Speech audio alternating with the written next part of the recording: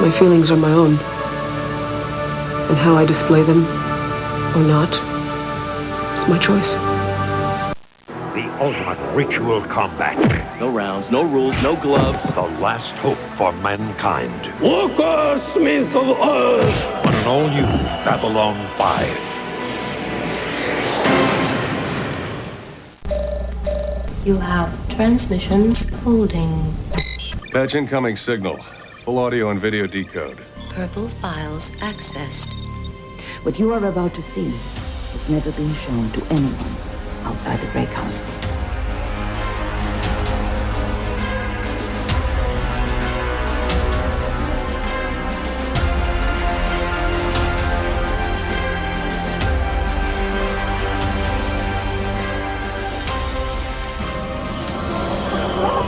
And so it begins. Hello, everyone out there in podcast land. Welcome to Gray 17, a Babylon 5 podcast, a part of the Front Row Network and NPR Illinois Community Voices.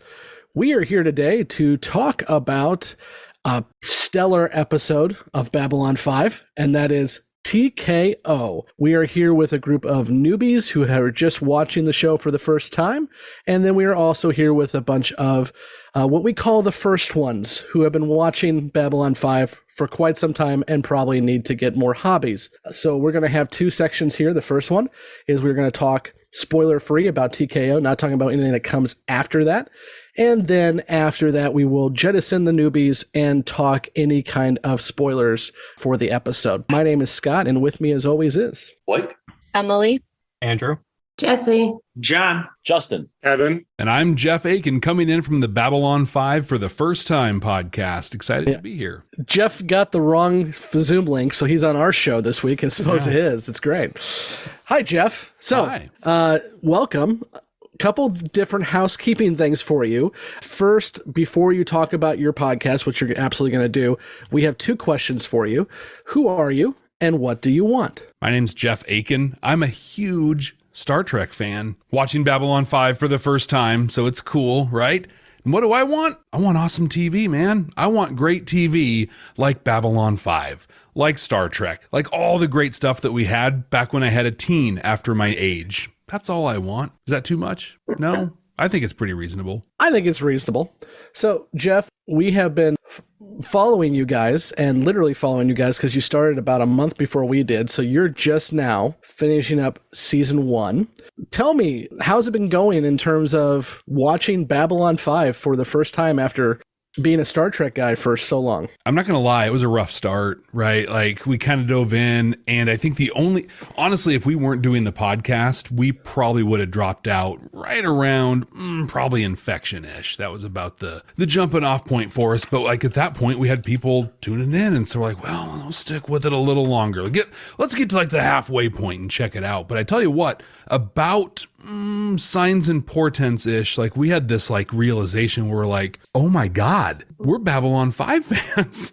Like it happened and we're not even partway into the series, but it's been a lot of fun. And I think that what we're able to do, what makes us a little more unique is just that analytical lens that we look at. You know, we look, both Brent, Alan, my co-host, and I have our own separate Star Trek podcasts that are totally different, and that's how we watch that show. You know, we tear it apart and look for meanings and messages and stuff, and that's how we're approaching Babylon 5. And I mean, just like we're just at the end of the first season, and there's so much in this show. But I will say that we did a couple episodes ago declare that this is not a Star Trek show. This is Babylon 5. It's its own thing. And yeah, it's got cool messages and stuff, but it's not Star Trek, and that's awesome. That's a good thing, and I think it makes both properties that much stronger. Completely agree with you there. I think, and I've said this before, I really think that Believers, and although you guys actually, in watching your Believers episode, you felt Believers was pretty Star Trek-y, but for me, Believers is when Babylon 5 says we aren't Star Trek. We're doing something a little different here. Yeah, I think it had a strong Star Trek message to it, but it's the method, right? You know, in Star Trek, they would have tied a neat bow on it, and there would have been hugs and stuff, and they would have warped away. That was not the case with Believers. Like it's not often that I watch an episode of television and want to shower with bleach, but that's Believers, right? It's just that's TKO for me. So I mean, here we go. I couldn't be more excited to be here for TKO. I mean, spoiler alert. This is one of my favorite episodes in the first season. I know that's why I was so excited you said you would join us, because I had already seen your show, because again, you guys are on a little bit of a watch order difference, so you've already had your TKO episode a while back. So I'm looking forward to having you discuss it. I will say I have a little bit of a beef with you guys, and I think it needs to be cleared up, and it's something that's been festering for a while. Bring it. You have claimed a name that I do believe is owed to us, and I think we have to have a little bit of a conversation about that. Let's do it. Actually, it's not you who has claimed it. It is Brent who has claimed it. I think actually I know the story kinda based on what I've heard from you guys, but you guys are the ones who got the email from our listener. So explain to me Chuckle Nugget, sir.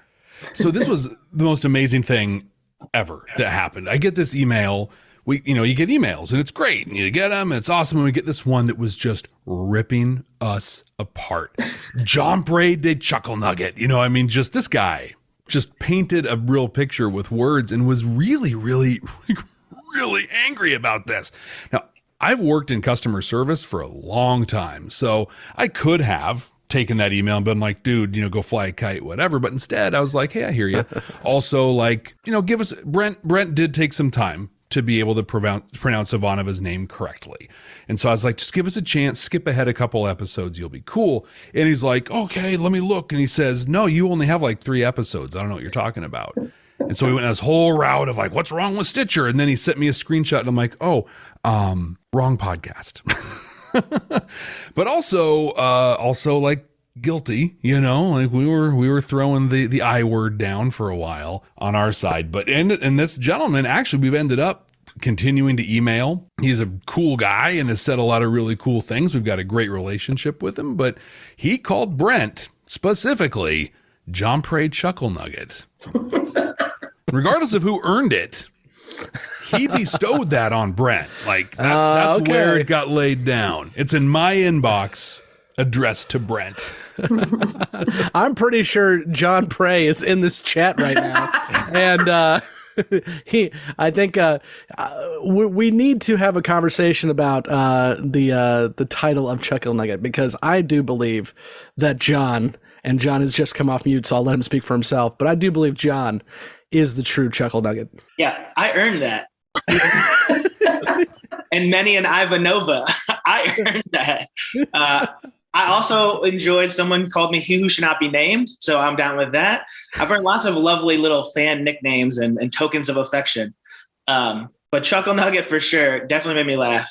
The story, when Scott discovered it and forwarded us the clip of you guys talking about it, it made me giggle super hard, because I thought, man alive, it's something. I always am intrigued when people reach out to anything, right? They feel so strongly, they write a letter to the editor, if you will. And so just that part alone made me smile and made me think, oh, okay, we've touched someone. And the vitriol that you described, and then the Chuckle Nugget moniker, I thought, wow, we really touched someone. I kind of wish you could send over the email so I could read it in all its glory.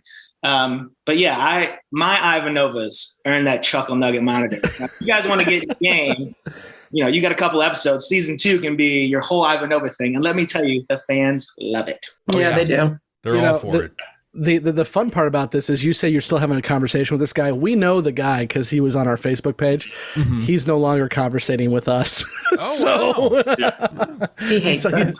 He saw himself out. In your clip, you said just enough that I messaged Scott and went, I know who this is. This is the one that messaged me. And what we found funny was the message we got was, how can I send a message because I don't want to say anything offensive to the cast? And then the talent. I did that. The talent. Wow. That's pretty. It's John's talent. Pretty awesome. My favorite part of the whole story, though, is to send the message. He went to our website. He went to Babylon5first.com that has our logo, our little story on it to send a message. And it's just there were a couple toll booths on the way here, bro. I'll just say, when you guys, make it huge, that at least one listener came from us, so you're welcome. We appreciate that. Yeah, when we get huge talking about a 30-year-old TV show, then yeah. we can all dream. Right. Before we get started talking about TKO, a reminder that please make sure that whether you're listening to this on your podcast app of choice or YouTube, that you like, follow, subscribe. And then if you're also watching on YouTube, hit that notify bell icon. We've been doing a lot of live stuff, and actually we're going to talk about our live TKO watch party this week. And if you do want to catch us when we do go live, make sure you hit that notify button. And please make sure that you also give us a review, stars, a written review, whatever, especially on Apple. Even if you're not using the Apple iTunes to listen to us, give us an Apple review, because that really does help the algorithm. It helps us grow, and we really do appreciate it. It will probably read your review, whether it's good or bad, on the show if you do send it in. Shout out to all of our new followers on the Gray 17 Facebook page. Specifically, shout out to our new expert, Sean Boyle. I want to say thank you for making sure that the new followers aren't spoiling things for us. Glad you're here and enjoy your comments. Keep them up. We actually added 500 Facebook members on our page in the past week. So there's a lot of new people. So absolutely shout out to all of you for joining us and really getting involved in the conversation. You can find the link to our Facebook and Twitter and Instagram down below. All of them have really vibrant communities, and it's going really well. I just want to give a shout out to Paul and our Facebook group for creating some amazing memes. Seriously, thanks for the chuckle nugget one. I was laughing in the middle of the grocery store like a weirdo. I like them all except for the one where I'm being flushed down a toilet. That's the one I question, but all the rest of them are really good. Also, too, we really do appreciate your likes and subscriptions and reviews, but if you can go one step further, we do have our Patreon at patreon.com/Gray17podcast, where you can get more involved behind the scenes. Any level or any tier of the Patreon will get you access to our Discord. We also have our newbies posting their show notes. We actually, all of our folks are posting their show notes. Then we also have behind the scenes outtakes for every episode. Along with that, we are having monthly Q&As, as well as your ability to actually send in your comments into the show, so we can actually have your comments and questions aired on the show. And then if you really can help us out, we do have our Great Council, which is our producers. And we really want to thank all of our producers who are absolutely making this show grow. And you can see the list of producers down in the show notes. Thank you so much to our Great Council members for your help as we move forward with this thing. Okay. So let's talk about a 30-year-old TV show. Let's do it. So we are here to talk about TKO. Now, for us, those listening on our watch order, which is HBO Max, this is almost the end of the season. But for some, TKO came earlier. But we're going to go ahead and have the newbies give their first impressions. But before I do that, I do want to read a couple impressions we got off Twitter from folks when I asked about this episode. So let's do... Felix says, this episode sadly aged about as well as a beverage advertised in the background. Except for the Ivanova plot, her coming to terms with her father's death, it is, in my opinion, the worst episode in the entire series, which still is making it much better TV than many out there. And then I will also add Ryan, who says, sooner or later, every space show does a variation on Frederick Brown's Arena. In first run, I didn't care for this one, but now I really like Larry DiTilio's episodes. He really dug into what life was like on Babylon 5, the day-to-day mundane stuff, also Zima. So thank you, Ryan and Felix, for adding in your 2 cents. Okay, let's go ahead and go to the newbies, and let's go to Andrew first. First impressions of TKO. All right, you guys are all probably going to hate me. I did want to go into this episode expecting to hate it. I found something to enjoy in both the A and the B plot. There you go. If I were to go back and rewatch this episode, it would just be for Ivanova's plot. But I don't know about anybody else, but I have been pining for a Rocky in space. So I finally got that, and those are my 2 cents. Since you mentioned Rocky, I'm going to go to John next, because John had a hot take when we were doing our live reaction on YouTube about TKO and Rocky. So John, your first impressions. Yeah, I was just bummed that just a Rocky 1, Rocky 4 just ripoff. At the end, for those who haven't seen Rocky 4, I don't know if you know that Sly Stallone ended the Cold War single-handedly by fighting Ivan Drago. It was incredible. And he gave a fantastic speech at the end and rallied all the people. And that was the big vibe I got at the end of the Muay Thai similar vibes. And I say Rocky won again because, Rocky doesn't win the first time. So here's my thing. So the B plot, the Mutai, was funny in a campy kind of way. Like, oh, okay, this is goofy. This is silly. It's super 90s. But as I watched it, so we technically watched this live Friday. I'm told. I don't know if I remember. I will say, John, let me stop you there because somebody just tweeted this too, because Brent is talking shade about you on Twitter as we go from Babylon 5 for the first time. And then Darren, who's DC Signal, who was there at our live watch party, said the way John was throwing back the drinks in the live stream, I'm wondering if Upchuck Nugget may be a more appropriate title. That's awesome. That's awesome. That's a good one. And dead on. The answer is yes.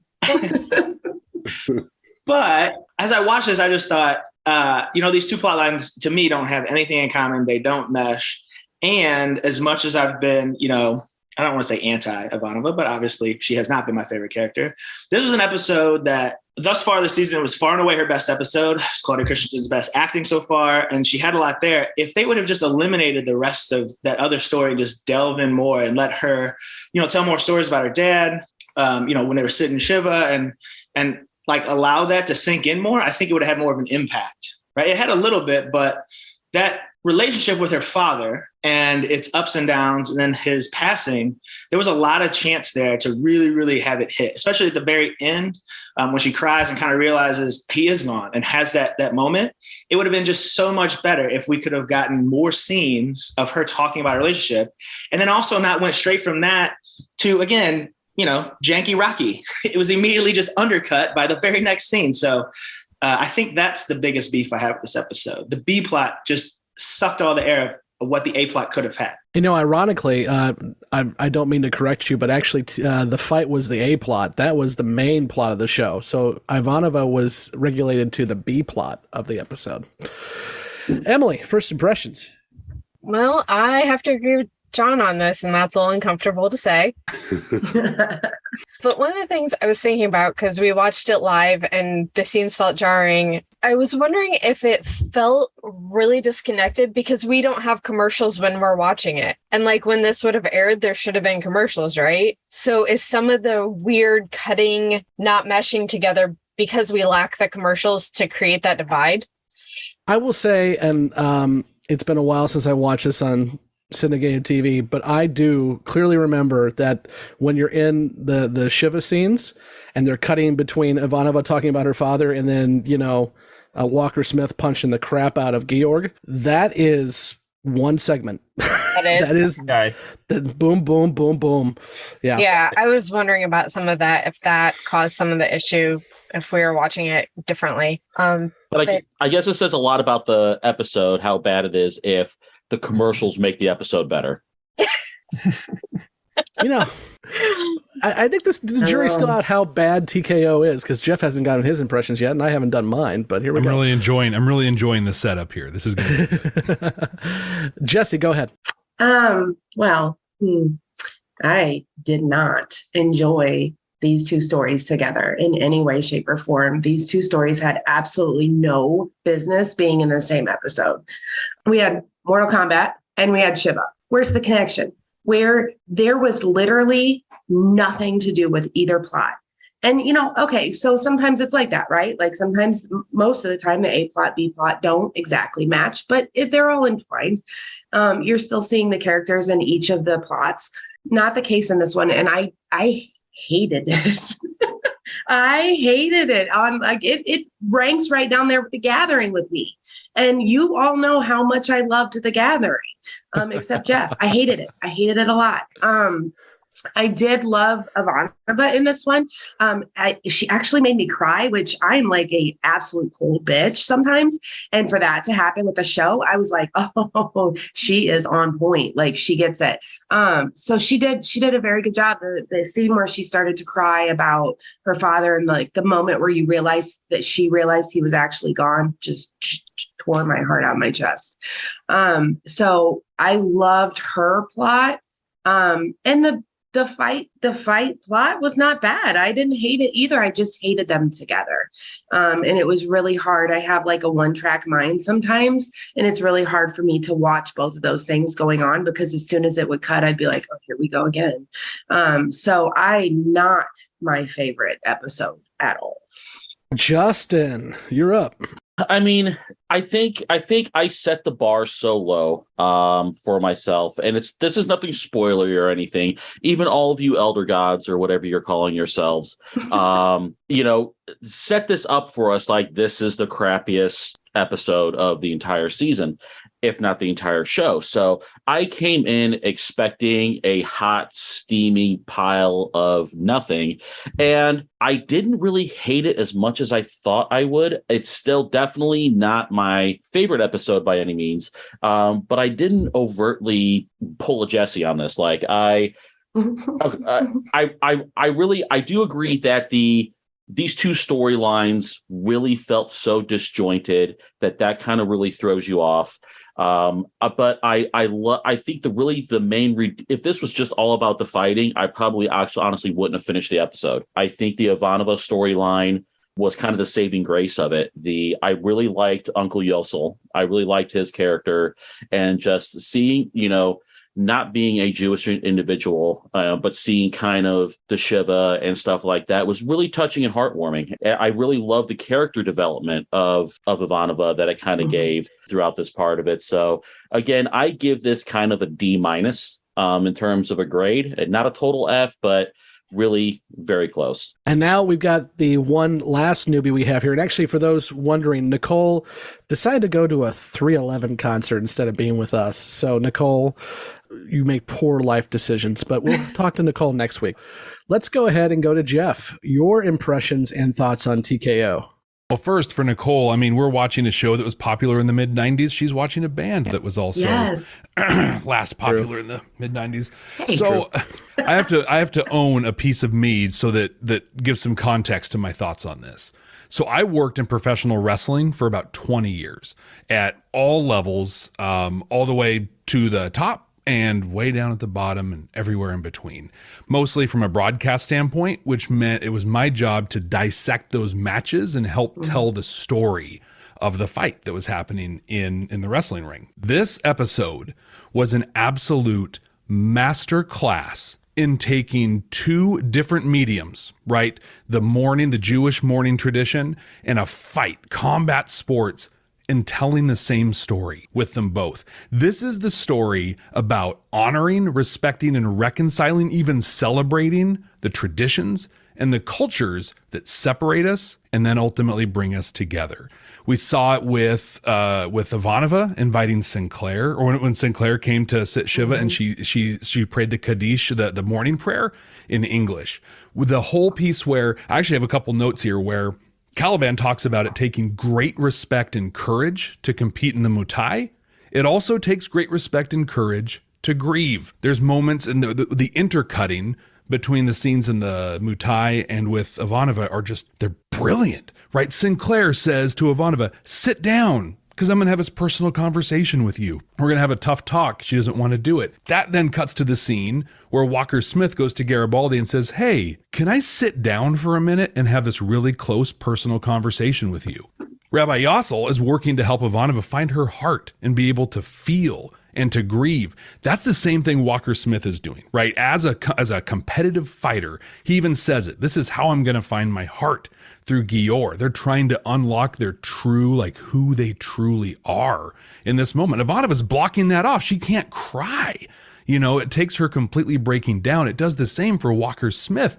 And then when Ivanova recites the Kaddish in English for Sinclair, and that happens right at the same time when Gior starts chanting, Smith, Smith, Smith. Those are the same things. Those are taking disparate cultures, bringing them together so everybody can celebrate in the same way. I thought the storytelling in the fight was beautifully done. It was totally Rocky. It was Rocky 4. And even with dude who was going to shoot him out in the crowd, it just, the only thing that was missing was Walker Smith's, if I can change, you can change. Everybody can change.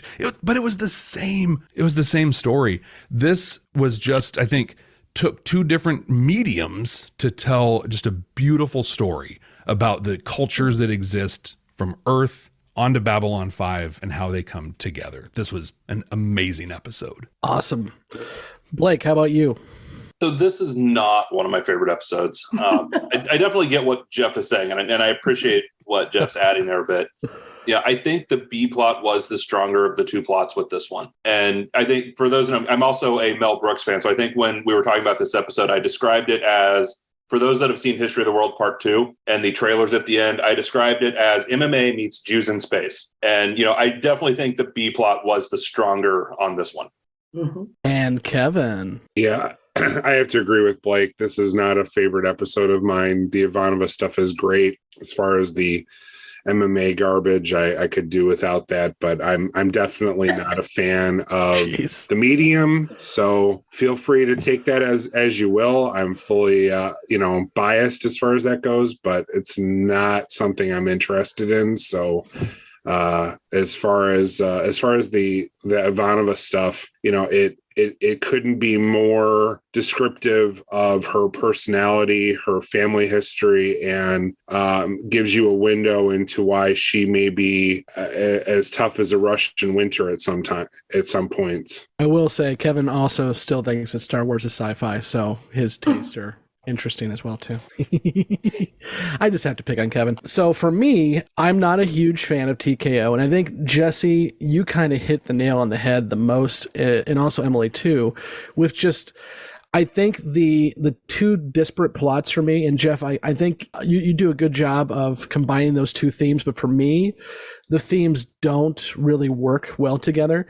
And I think the fight is, and the entire Walker Smith conversation is a distraction from really good character development from Ivanova. And I think that's what upsets me about this episode. We have a really good character piece for Ivanova buried in an episode about a guy who isn't exactly even likable. When we get Walker Smith up here to begin with, he already kind of throws himself around. He gives Garibaldi crap. He gives the Muay Thai folks crap. And at the end of the day, sure, he holds his own. But, I mean, did I even really like him when he held his own? But I will say TKO is now more important to me than ever, because we were having a conversation on Twitter with Yum Yum Podcast, Ryan over there, because they dealt with TKO earlier than we did. And we were talking about the back and forth and how do you have these two plots come together in one episode? And I said that I think it's partly because you have a brand new showrunner in terms of JMS, and then he also is trying to really get as much story into season one as possible. And I tagged him on that tweet, and he responded in his usual JMS way, or maybe somebody else just wrote the episode. So it was the first and not the last time that my favorite writer of TV has struck me down on Twitter. But TKO is the first time it happened. So it will hold a little special place in my heart from now on. Let me point out, though, he does have a writing credit for this episode. I know. I should have gone back to the Lurker's Guide and checked that. I really should have. But I was like, oh, JMS has spoken. I will be quiet now. But yeah, he does have. He did say that DiTilio did write all the Ivanova stuff, which makes sense because that's kind of DiTilio's shtick as well too. So let's get into the meat of the episode. Jessi, go for it. Well, I just wanted to comment on Jeff's commentary about the episode. So I can definitely tell that you've been in radio or broadcasting for years and years and years, because it was absolutely a beautiful, well thought out stretch. But I'll tell you, I'm willing to do this. I'm willing to go back and watch the episode for a third time, because the first time I watched it, we didn't watch it because we just looked at faces. Nobody was paying attention. The second time I watched it, I was absolutely put off by the two conflicting scenes or plots. And so I do appreciate your input on trying to connect the two, and your connections are way more beautifully thought out than mine were. I was like, there's nothing about this that makes any sense. So I'm willing to go back and watch it for a third time and maybe see if I can put it back together in a more positive light. Because that's definitely when you said earlier that you were, halfway through about infection, you were like, what am I doing? I'm questioning my life choices. I know you didn't say those words, but that's exactly where I was. And it was absolutely at signs and portents where I got to the point where I was like, oh, this is a good show. So I'm willing to take a look at it in like a different light. And I just want to say welcome to our podcast and welcome to our family. Thank you. And when you do watch it, because I think you said a thing that struck for me, and that was it's Shiva and a fight, right? And what does it have to do with each other? Nothing. You have to go layers deeper, right? And just, and I think so much, especially of the Mutai storyline, there's a lot that happens in the fight, but it's the stuff surrounding the fight that really matters, especially Walker Smith's arc, where he goes from an outright, I don't know if you say racist or speciesist, he's dropping snakehead and calls dude E.T. at one point, but then he comes around, right? Because they find that commonality for stuff. So I appreciate that. I appreciate you checking that out again. Justin, go for it. I think at the end of the day, being somebody who doesn't have a, that kind of depth knowledge of any kind of really fighting sport, being a dumb college kid, of course, I watched MMA back in the early 2000s, but I really didn't follow it that well. I really wasn't never really into it. So I never really got those connections that maybe you did, Jeff, by, with your deep knowledge of, wrestling and stuff like that. So it just, to me, I think maybe that's where a lot of disconnect from people come off, because if you don't have knowledge, I guess, of maybe what exactly is going on during this fight from a technical standpoint, maybe it just doesn't connect. Maybe if I get promoted to Elder God one day, I can go back and maybe have a different perspective of it, but who knows? Well, frankly, anytime they have a ring with neon lights ringing it, that's not a good thing. That's wear the ropes, dude. Come on. At least put a cage up, something. Okay. Up Chuck Nugget. Go for it. First of all, it's up Chuckle Nugget. Thank you. You changed it again on me. You keep changing your name. So, Jeff, when you were talking about the disparate cultures and that look, so it's funny. When I watched it, I took it a different way and wrote down in my notes, I was like, so why are we forcing this human exceptionalism again? Because that alien, even though I could have done without the blowgun guy, he flat out says hey, humans aren't allowed in this. You come in, you ravage our planets, you take over all our stuff, you disrespect all of our shit. Basically, can we have one thing without you? And so I took that and he was like, no, not only can you not have it without me, but I'm going to make sure that I'm just as good as the other alien and deal with it. We're going to have this begrudging respect instead of being able to say, hey, how about you stay in your lane, man? And how about you not be what you are, who you are? And to your point about obviously him at the beginning, just being super racist, although since we're talking about racist, speciesist, whatever you want to call it, was I the only one who got that same vibe with the accent that the head alien guy was doing? It was okay. Because when I heard that, I go, I don't know if this is cool in 2022, but it was the most heavily Asian alien accent you will ever hear. That's for sure. Yeah, it was something all right. Blake. So I'm actually glad John brought that up, because I had that in my notes as well, looking at some of the aspects, one with Walker's own racism, but also with, 30 years ago, concepts and discussions in the mainstream around colonialism, around appropriation really weren't mainstream conversations. 2022, we're used to a very different set of conversations around these issues. And to see it come within this context, sci-fi has always been an allegory to social issues. We've discussed that in depth before. And, when that comment comes out with some of the aliens in that space going, this is not a place for you. This is not where humans belong. This is our thing. You're not going to come take this. You're not going to make this yours. I thought that, I will say, I did think that was a powerful scene out of the fight component. So I will give that scene credit. Kevin. All right. I'm going to channel John here for just a minute and say, how long does it take to load a gun and aim it and fire it at somebody to take so much time to have Garibaldi come over and whoop your ass so that you don't end up doing what you want to do? That was really stupid. And it's just total plot convenience, bad writing. They could have done that better. Oh, but come on, though. He threw a really nice little elbow there. That was a good throw. Okay, I'll give you that. And that brings me to another point. I thought the fighting, as far as, on a 90s television show for this episode, was actually pretty good. It looked fairly realistic. unlike wrestling, which doesn't look realistic at all, this looked actually pretty good. You're throwing shade left and right here, man. Hey, that's what I do today. Andrew hates you. Justin. I mean, I guess I disagree, Kevin. To me, the fighting really didn't do anything for me. And as much as I don't like fighting sports, I love the Rocky films.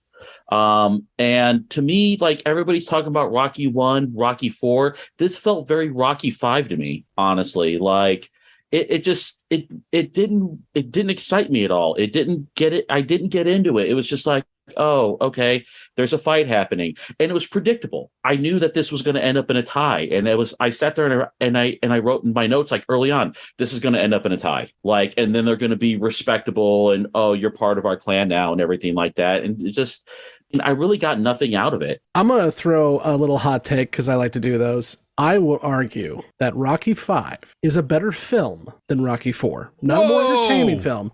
Not a more entertaining Excuse film. me.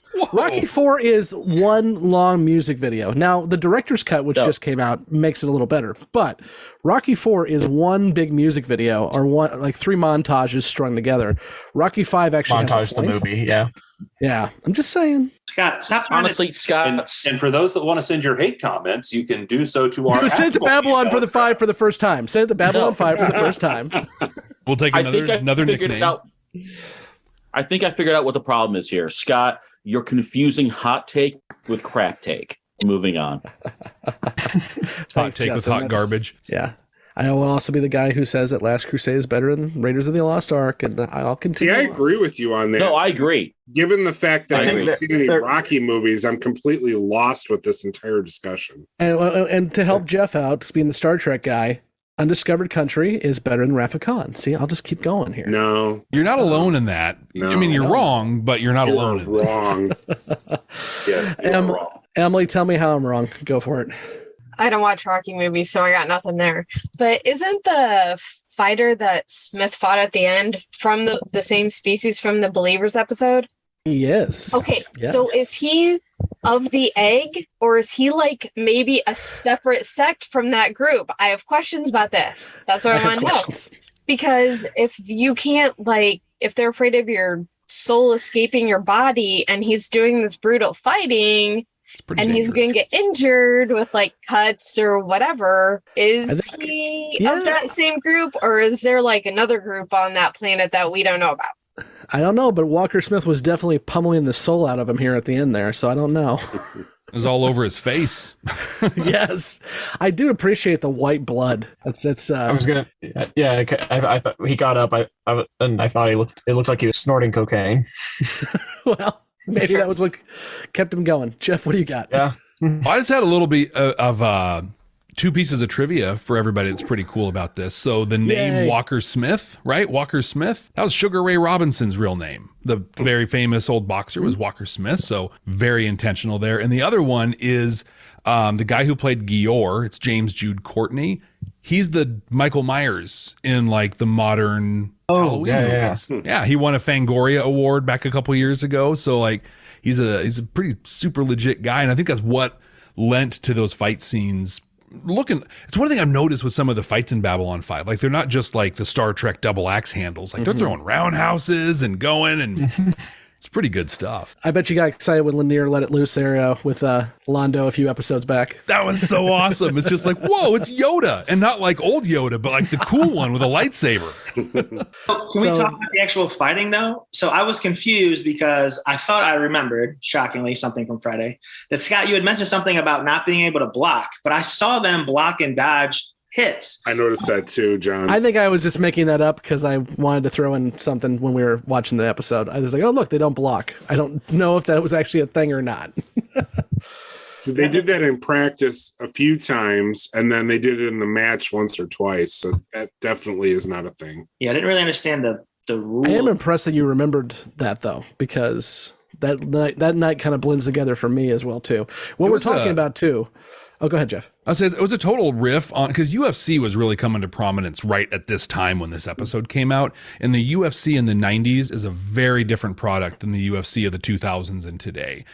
The old UFC was very much Taekwondo guy against boxer and karate guy against Aikidoka or whatever, taking the different styles. And I think this was inspired by that. Take off the gloves, get in there, all bets are off, except apparently you could also kill people, which is right. Because I guess like 5 people died. When they mentioned that, there was a lot of what I thought was like holding back. So I expected, so to your point, Jeff, like, because I did watch some of those old like Royce Gracie fights back in the day. And so I expected like, okay, cool. This is basically going to be, blood sport. This is going to be two men enter, one man leaves. And there were lots of, I was like, man, you could kick him right in the face. You can drop an elbow here. Like, why is it sometimes respectful and then sometimes it's haymakers? And then so like in the parlance of pro wrestling, right? So you've got your good guys and you got your bad guys, your baby faces and your heels. And when you have a heel, they'll do whatever it takes to win, right? Oh, he's down, I'm going to kick him in the face. I'm going to be dirty, scratch his back, poke him in the eye, whatever. 2 baby faces are going to wrestle. They're going to back off, let the guy get back up, because when they win, they want to win like with dignity and with honor. And that was kind of the whole point of the Muay Thai fight, with courage and respect, so even though all bets are off, there's an honor code of the Muay Thai that they have to, kind of like for the later section, that's one of the questions is, did the Muay Thai ever come up again? And is there going to be some, Tank Abbott that comes in and is like, yeah, screw your rules. I'm just going to gouge this dude's eyes out all of a sudden, where everybody else, because I think even the guy who was saying humans can't do this, we can't have humans doing this, it's because they believed in the sanctity of that culture of the Muay Thai, and they were afraid humans, because humans are terrible, we would come in and disrespect it, gouge the eyes out, steel chair to the back, all that kind of stuff. But Walker Smith showed that wasn't the case. I'll fight on your terms. I'll let Georg get back up so I can punch him down again. I think it was part of the fight storytelling that happened, which again, I agree, not everybody has 20 years of experience analyzing these things. It's pretty rough to pick those things up if you're not trained to do it. See, I would have thought 2 things. So first of all, when I watched this, I thought, wait a second, there's a match going on. There is clearly going to be betting. And you're telling me Lando's not at these fights? Right. Shenanigans. There were a couple Centauri in the crowd, I think I saw, so it's going on. So I thought there may have been a Klingon too. Probably. Well, I thought since he mentioned earlier about the sports company or whatever getting him, I thought, okay, we could add an element of drama to the fight. If you have the betting angle, maybe somebody tries to pay him off. Maybe the guy who was teaching him, does he decide to take the cash this time? Does he fight? I don't know. I was looking for anything. Again, that storyline just did not grab me at all. I'm sorry. I'm tweeting back and forth with Brent because I think he feels left out, that he's not in here right now. He was texting me too. How's it going? What's going on? It's not too late. He can jump in. Right? Yeah. Brent has an open invite. We could have Brent join, and we could have Up Chuckle Nugget versus Chuckle Nugget for the title. I think that needs to be its own separate like bonus episode. I think we just need to have like a rap battle or something between the chuckles. We have a Muay Thai. We do a Muay Thai. Yes. I'm all for this. Bonus episode number 7, the Muay Thai. Okay, so we've talked a lot about the fight. Anything else anyone wants to talk about the fight before we go into Ivanova's subplot B? Yes. I don't know if we talked about this on Friday, but since we're talking about 80s movies, did anyone catch the Total Recall shout out at the beginning when he was talking about the Yeah. It gets even deeper though, because he was referencing the planet Cestus, and then the 3 things, Cestus 3 is where Kirk fought the Gorn in Arena. So like that was a bunch of deep cuts in that one scene. And now you've lost Jessi. If you're gonna watch any Star Trek original series episode, watch Arena. That's the Arena's good. I will watch. Or City on the Edge of Forever. Those are both very good. Speaking of Harlan Ellison. Oh, we're not transitioning, Scott. We're not done. Well, no, I was like, that was part of the episode. Fine. Jessi, go ahead. I was just going to be a smartass and tell you I'll go watch Deep Space 5, but whatever. Wow. Just tell him to, Jessi, just tell him to stroke off. How have we not talked about that? I know. Off. We haven't got there yet. Okay, Deep Space Nine is my favorite Trek, and I will make you watch it sooner or later. I promise you. And if you thought the first few episodes of season 1 of Babylon 5 were a slog, just wait until I make you watch past prologue or Move Along Home. It's going to be fun. Alamarine! Bastard. Those were rough episodes, yeah. Take 2 steps. Alamarine. 2 steps more. Okay. Jessi's just lost it. Scott wants to have no friends left by the end of podcasting. Well, I'm working on it. Definitely the worst episode of that show, but since there's 7 seasons of that, I can't commit to that because. Come on, you committed 2.5 years of this. You can't give me another 4 years. Well, apparently 10 was too much for Stargate SG-1 for you, so I don't know why 7 is okay, but 10 isn't. It's also 26 episodes a season, well, except for season 1. So, yeah. But okay, moving right along. I was going to say, you mentioned Sitting on the Edge of Forever, Andrew. Harlan Ellison's in this episode. Ivanova's reading his fake autobiography, which the little, Jeff's thrown out the trivia as well too. So that actually was intended to be Harlan Ellison's actual autobiography he hadn't written yet, but then he never got around to writing it. So it's the future, but not. I guess Harlan got the prop. Oh, I wouldn't doubt it. Harlan Ellison would just walk around with it, say nothing about it, just to drive people going, oh God, there's a book coming, because he would have this book with the title and the jacket on it. That says everything about Harlan Ellison that you need to know, is he just wanted to just troll people all the time, which is about right. I will say, though, it's really cool watching, and this is definitely a segue, it's really cool watching how JMS is kind of carrying the torch for Harlan Ellison after he passed away in 2018. JMS runs the Harlan Ellison Family Foundation, and they were just doing a really big auction of a lot of cool stuff that Harlan owned, a lot of comic book art and just a whole bunch of stuff. So, and there, if you're on JMS's Patreon, there's some really big announcements coming soon about Harlan Ellison's life's works in terms of his writing. So, it's a cool thing that JMS continues to support his friend after he's passed. Okay. Speaking of people after they pass, let's talk about Ivanova's dad. What a transition. I know, I try. Kevin, what do you got? I thought it was really interesting in this episode that the acting by Claudia Christian, this was more acting that she had gotten to do at any other point in this season thus far. And she handled it incredibly well. And she had a veteran guest actor with her, Theodore Bickle, to work across from, in a lot of her scenes. And he started acting in 1947. So he's been acting for quite a while at this point. He only died in 2015. So he was 91 years old. So God bless him. But I thought the two of them did a fantastic job in this episode with their acting. And I thought she had a couple of good lines in this episode. The one I really liked was actually from her dad. If regret could be harvested, Russia would be the world's fruit basket. I thought that was a really good episode. And since Russia has something to be regretful of right at the moment, I thought it was an especially interesting line. Yeah, the irony. I give thee a name, and it is Ivanova. One of the many things that we watch in Babylon 5 that's more relevant today than it was. Yes, then. sir. Yeah, a lot of that. Which is why it's such a great series. Mm-hmm.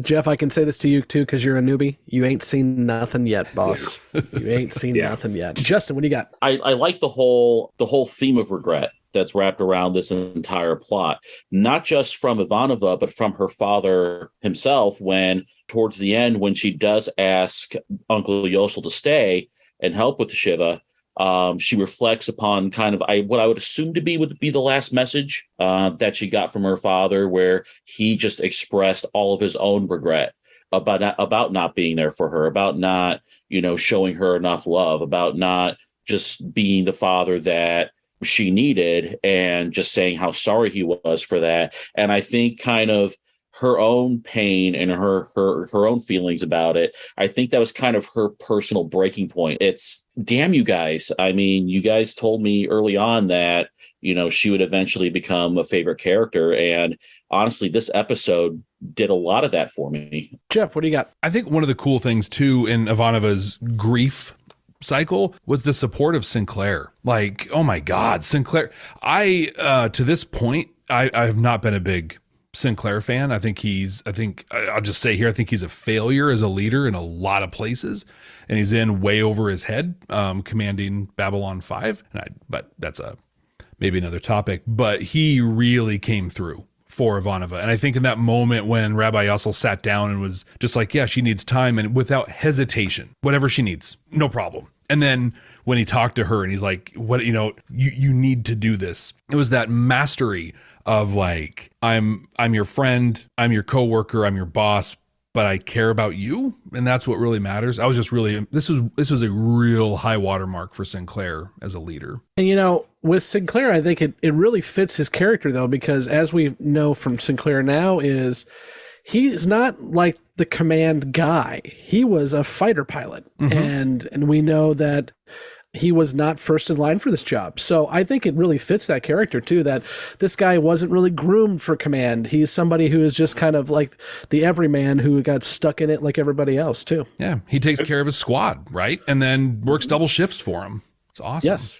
I do think it was kind of cool at the end of the episode, though. She really gets her shot in when she says, "Just remember this the next time Miss Sakai comes to the station." I thought that was really funny. That's perfect, Ivanova. Jessi, what do you got?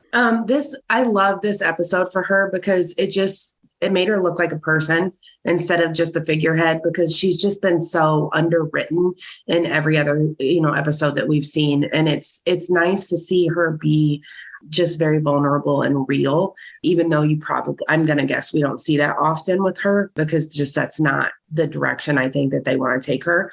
But as somebody whose father was also didn't talk about feelings. He's a great man and a great father, but we just didn't talk about feelings in our house. That was my mother's role. And so to hear her talk about just the things that she went through with him, and like when she needed him, he was physically there, but maybe not emotionally there. It was really like the depth that they took with her was really refreshing. And her acting is just phenomenal. She's just a really great actress. And I have this bad taste in my mouth because I feel like the first 8 or 9 episodes I think I called her the most unlikable possible human that they could have replaced Takashima with. I think that was my first. Yeah. Oh yeah. Jeff, you missed the whole after the gathering. When I found out that Takashima was gone, I was just, I could have spit fire, but I was hell-bent on not liking Ivanova. And she's, like everybody said, she's probably my favorite character at this point. We're almost done with season 1, and I think my highlight of season 1 was the fact that all of you guys, all you could talk about during the gathering was Dr. Kyle and Takashima. And I was like, oh, this is going to be a rough episode 2. We were just like, when you get to midnight, you're just like, what happened? This is not okay. Not okay at all. Andrew. Yeah, I just wanted to bring up this one moment between the rabbi and Sinclair where the rabbi is asking Sinclair all these questions about Ivanova and do you know what happened to her mother? And Sinclair says something like, yeah, I heard that she took her own life, but we as the audience, at least with the HBO Max order, we know that's not what happened. The Psychor killed her. So I'm thinking that they must have killed her, and then that was like an off the books operation. So and then just framed it as a suicide. Do we though? Do we know that? We know that she was taking the depressant drugs. That's what I had how I interpreted that vision. No, the vision was, and that's basically what happened that we know of, is that if you do not join the Corps, you have to take drugs that impede your ability to be a telepath, and those drugs also make you very depressed, and had led to her mother's suicide. Oh, okay. But knowing the Corps, I wouldn't be surprised. Yeah. This was so tantalizing that I just wish, again, we could have had less of the fight and more of that. I would have done more scenes with her telling more stories about her father. Because, we got a couple, and it was like, we saw the deathbed confession, which I thought was heartwarming is not the right word, but, what she said was basically, he was there, but he wasn't really there. And his final words to her, like, I'm so sorry for that. I'm acknowledging that. I understand that. I know what I've done. I'm accepting responsibility for what I've done. So I thought, that was fairly powerful. When you combine that with the lovely story she told about the author and how much, he kind of had her back and then told her it was a good question. It was, there were a lot of stories about, I thought, positive interactions with her dad. I could have used a couple where, maybe they dove in a little bit more. When her mother passed away, maybe give me some examples of what her father did. When her brother passed away, maybe give us some more examples. I just thought there was a lot of meat left on that bone that, one of my questions I'll ask is, are we going to dive back into that? Because there's a lot there that I wish they would have gone into this episode, especially because she was killing it. She was throwing fastball after fastball. I thought just feed her a couple more scenes where she gets to relive that relationship again, because again, even though it hit at the end, when she breaks down and realizes he's gone, which is something, we talk about grief, right? One of those stages, Jeff was talking about the cycles of grief, right? That denial, it still seemed like she was absolutely in denial, which could be easy to do when you're on a station, however many, light years away or thousands of miles away, however far away they are from Earth. So I just thought that really, really would have kicked, and they could have used it for her Emmy reel had they just given her a little bit more to work with. I see Kevin was typing in the chat, at least I think he was, so we'll get that added to the questions that we can talk about once we get rid of you. It's going to be great. Jeff, that I know you guys hit on your show with this is I really think that, and I agree with you, that the way this Rabbi character is handled is really well done. And I think it says something about how Babylon 5, even this early on into the show, has been able to deal with religion, I think, in a more inclusive way than some sci-fi does. Yeah, I think Jewish people in sci-fi are not. It's very rarely a good thing when you see them. They're a joke or they're a villain. But this time, and Brent, his whole takeaway from this episode, he's like, I'm not Jewish, but I want a rabbi. This guy's awesome, and I need that. But yeah, I think in sci-fi, well, really in media, you know what I mean? Jewish people are not portrayed well, and I loved the depth. I think between this and was it Parliament of Dreams when they dove into all the, for knowing that JMS is an avowed atheist, it is so impressive the care with which he treats religion. Well, and I will say, I think the reason why he does that is his path to atheism is an interesting one. And I shill for his book far too much, but when and if you read Becoming Superman, which all of you can't for about another 2 years, he was a part of it, and he called it a religious cult. It was a Christian group that lived together in a communal household and did things that were questionable. So his religious story is a very windy one, which I think helps to kind of define his views of things as well, too. Anybody else have anything they want to add about the episode before we go into questions and predictions? Well, since you mentioned the Jewish part, it was interesting for us, as shut off as Ivanova is, outside of Sinclair, which was lovely. She had a bunch of strangers that she allowed come to sit Shiva, which I thought was an interesting wrinkle on her. I'm sure that we didn't get to see, but I'm sure the rabbi encouraged it because I would have thought it would have just been the 2 or 3 of them. But, it looked like it was maybe 10, 12 people in the room. So there's rules. Is anyone Jewish here? Okay, no. Cool. Then I can be the expert. I'm not Jewish, but I've studied a lot of Judaism. So sitting Shiva takes a week, takes 7 whole days that they have to do it. And there's some rules around the timing of it. But when she does the morning prayer, the Kaddish, there's actually a requirement that it's prayed with in a group of 10. They call that a minyan. And traditionally, it used to had to be all men. It was pretty recently in our history that it could be anyone at all. That didn't even have to be people in the Jewish faith. So I'm pretty sure Rabbi also went and rounded some people up, some kind of second tier stuff. But the other piece that I think also makes Rabbi Yassel awesome is the Kaddish is supposed to be prayed every day for 11 months after the person passes away. And then you take a month off, and then on the anniversary of the death, you do it one more time. But it doesn't have to be the family person who prays it. It could be anyone. And so I like to believe that Yassel's been carrying that for the Ivanov family this whole time, which is pretty cool. And it makes sense, too, with his character. It absolutely does. And I will add, too, I tried to find them before this, but some of the references, I guess this episode, the Jewish Journal actually did some articles on this episode because of the portrayal that it had and being a more positive portrayal even at that time. So apparently there were some articles. I tried to find them.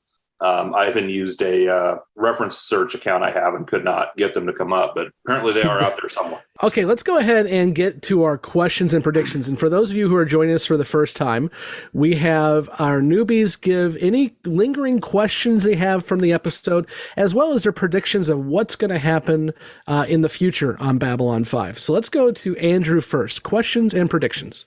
Actually, I don't really think I have any. Like this was such a one-off episode. It doesn't really seem like it'll tie into the lore too much. Yeah, okay. I got nothing. Cool. Emily. When is Dylan coming back? Next week, you'll be fine. It's okay. Emily is just here for Dylan, and Yes. Dylan will be with you next week. Don't worry. Okay. That's all I need. John. Yeah. So one of the questions I had, I asked earlier, but I also, I forget the name of it now, but the family heirloom that her dad apparently is loved and they've had since the time of the Tsar, so a really long time. Is that important? I mean, is that going to be something in the future? Are we ever going to see that again? Are we ever going to talk about it again? Or was it just kind of another remember how much your dad loved this? Well, he wanted to give it to you. So again, your dad loved you and this is how he was showing it. So. Well, actually, the Centauri Empire has been searching for it for a very long time. And that's another artifact. I'm sorry. Oh, all right. I was like, you just dropping out. We get the answer. No? Justin, what do you got? I mean, not really a question or prediction, but just more of a hope that we see kind of more vulnerability from Ivanova and kind of more expressions of her Jewish heritage and faith. I kind of hope we see more of that. Jessi. I don't have any. Okay. And Jeff, do you have any questions or predictions that we can answer for you beyond the rim? Do we get more Muay? Like, when does Walker Smith come? Does he get his prize fight? Does he get to take on the corporate champion?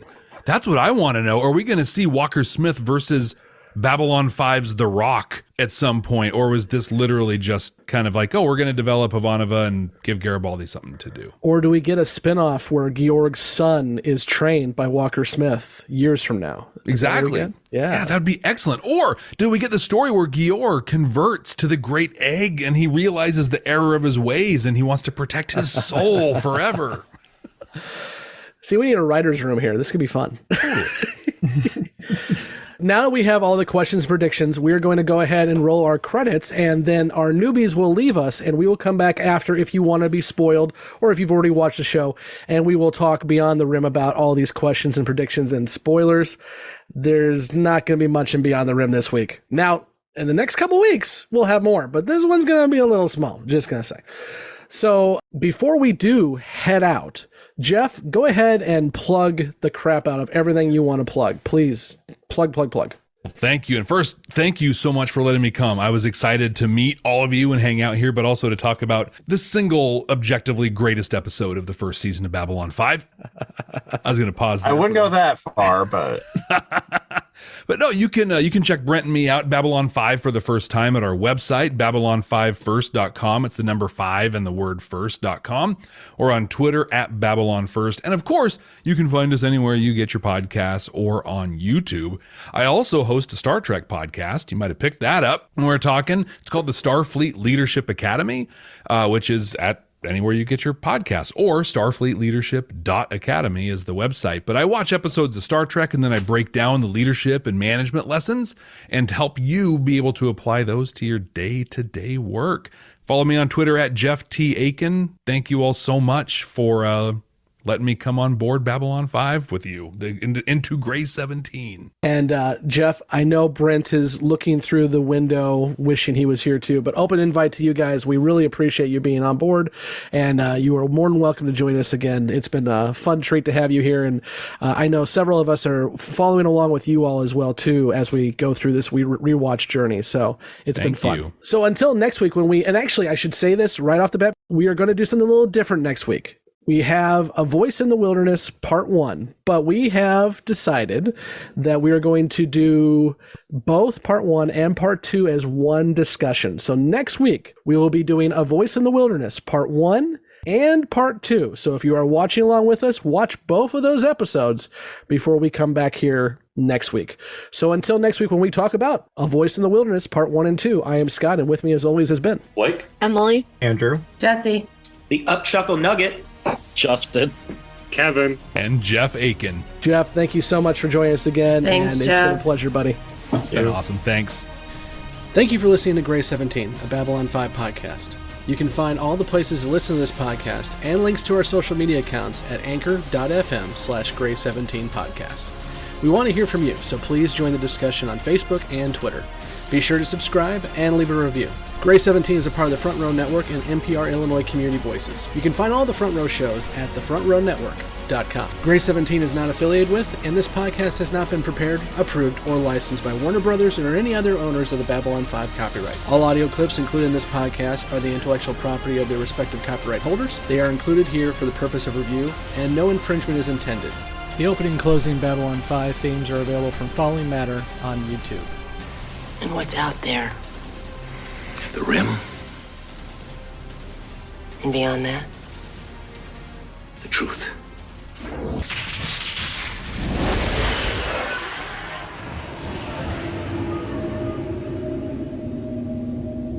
Welcome back to Beyond the Rim. Thank you for those who have stuck around. Again, we will be potentially spoiling some stuff, so if you have not watched past TKO and don't want to be spoiled, this is where you should drop off. Guys, do we have anything to spoil for TKO? The only thing that I had to talk about was the Walker line about one of these days, Garibaldi, you'll learn to watch your back. It's like, too soon. Yes, that is definitely foreshadowing. Yeah, for sure. because it's coming up in a few episodes where he's Chrysalis. Yeah. Well, one question I have, and Scott, you might be able to answer this. I was too lazy to IMDb it, but isn't the rabbi? Doesn't he come back? Not as the rabbi, but isn't he back in the beginning as Lennon? Yes. Yes. Yes. So I thought I didn't look it up, but I thought that was the case. Yes, he is. He is one of the few actors who is actually just cast for In the Beginning and isn't like, the clip show from other episodes. Like Ducat, all his stuff gets pulled from Atonement, but no, this is actually a brand new character for In the Beginning when we get to him, and he's good in that too. I like Ladon a lot. Yeah, he's done a lot of stuff. Like I said, he's Worf's dad. Yeah, right. He started in 47 and he acted, not too long before he passed in 2015. I mean, the guy was all over the place in television and a little bit of movies, not so much. But he was in the movie African Queen with Humphrey Bogart, so that tells you how long he was around. Wow. I think the other one is, as I was reading too, it mentioned that he was in the UK. Babylon 5 was broadcast on Channel 4 for its original run. But for some reason, Channel 4 wouldn't air this episode. There was no explanation given why, but in the original run, Channel 4 did not run TKO. I would assume it was the violence, because frickin' the UK is also the ones who made them call them Teenage Mutant Hero Turtles, because you couldn't have ninjas. So I think it was probably the violence that would do it, I assume. Wow, that'd be a good guess, probably. But yeah, this episode doesn't have much impact. And I think the other question was, will we see Ivanova's heirloom again? Maybe in her quarters? Maybe. And will Ivanova's past come back? Yes. But more so, and it actually was mentioned, the question was, will we hear more about her interactions with her brother and her mother? We will hear more about the mother, but it will be more in terms of her relationship with Talia and how that has impacted her moving forward. And of course, I think it'll be interesting when the newbies do get confirmed that Ivanova is a latent telepath. I think that will help them kind of make some connections there as well too. Mm-hmm. But this episode's kind of meh in terms of everything. So our Beyond the Rim segment's really small. But next week begins like an avalanche, to quote Kosh, of spoilers. You have A Voice in the Wilderness. We're going to have a lot to talk about there with Epsilon 3. Then you've got Babylon Squared. I don't even know how we're going to do that, guys. We'll have to kind of figure it out because there's a lot to talk about with Babylon Squared. Legacies, and then, of course, Chrysalis. So it's going to be a pretty busy next few weeks. Yeah, I thought it was interesting. Emily's like, when's Delenn coming back? And it's like, well, besides the fact that she'll be in a lot of the episodes going forward for the rest of the season. In fact, I think all of them, you're going to see a completely different Delenn starting season 2. So we'll see how she takes to that change, because I think she's really going to enjoy that character progression. Well, and then also Mira Furlong becomes much more a main cast member. Yeah. Right now, she's still in the ambassadors show up every now and then and so forth and so on. But when she starts moving in towards being the leader of the Army of Light with Sheridan, she will be in every episode. So I think Emily's going to be happy once we get to that point too. Yeah. I think we see it with all of our ambassadors, though, really starting in season 2. It's very true.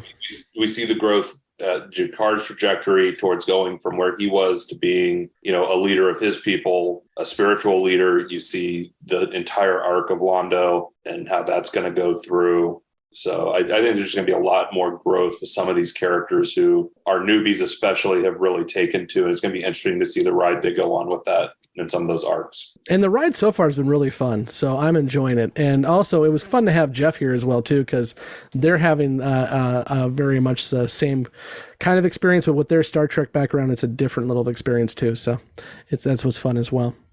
But I think that's it, guys. So we'll go ahead and wrap it up there. And again, please be sure to like, subscribe, and review. And also be sure to check out our YouTube. We've got a lot of live stuff coming up. So hit that notify button so you can be notified when we do go live for this stuff as well, too. And we will be here next week for, again, a two-parter, A Voice in the Wilderness, Part 1 and Part 2. Until next week, I'm Scott, and with me, as always, has been Kevin and Blake. Shortest Beyond the Rim ever. I'm ready to go back on duty, sir. Good. I've had my fill of double shifts. Well, perhaps you'll remember that next time Ms. Sakai visits the station.